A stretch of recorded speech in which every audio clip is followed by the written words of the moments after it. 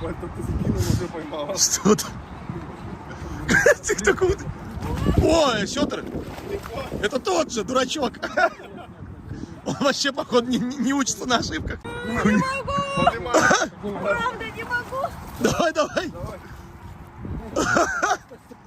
Ты на Пчелкина поймала. Это было очень тяжело. Тяжело, так он не маленький, Крис. Подожди, ну, Ближе. кто поймал? Есть? Ебать. Это Калуга. Кто это? Калуга? Это не осетр? Нет, это вид разновидность. Фу. А ты как бы успел вообще